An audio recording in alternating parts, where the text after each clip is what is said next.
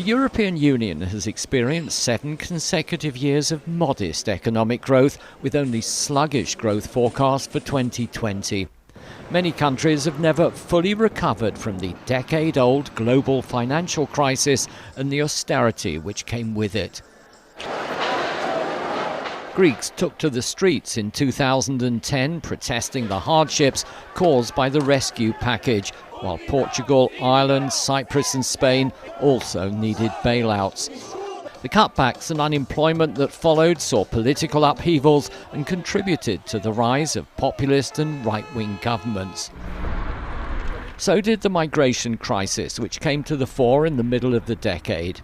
In 2015, Europe was overwhelmed as more than 1 million refugees and economic migrants crossed its borders. Italy, Malta and Greece struggled to cope with the constant stream of boats arriving on their shores, with refugees from war-torn Syria, Iraq and Afghanistan, along with those fleeing conflict and economic hardship from Africa and the Near East.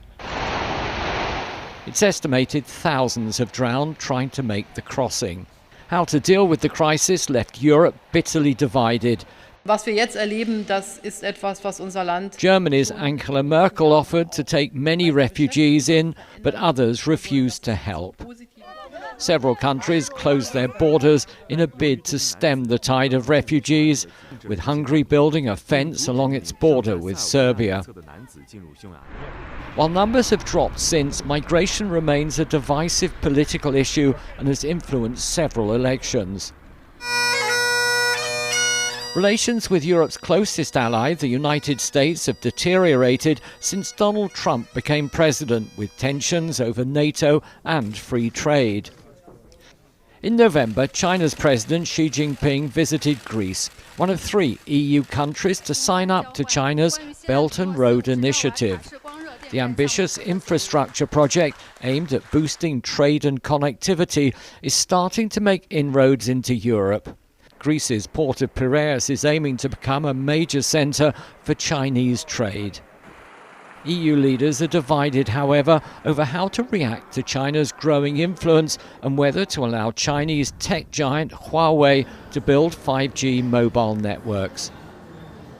One issue that has come to the forefront this decade is climate change. Greenland's ice caps are melting at an unprecedented rate, while much of Europe sweltered this summer with the highest temperatures since records began, while severe flooding has also become more common. In 2015, almost every country in the world signed up to the historic Paris Climate Agreement. President Trump decided to withdraw, and the recent follow-up conference in Spain showed divisions between rich and poor nations. The European Union is positioning itself to become the global leader in announcing concrete goals to combat climate change, an issue that looks set to dominate the 2020s. Michael Voss, CGTN.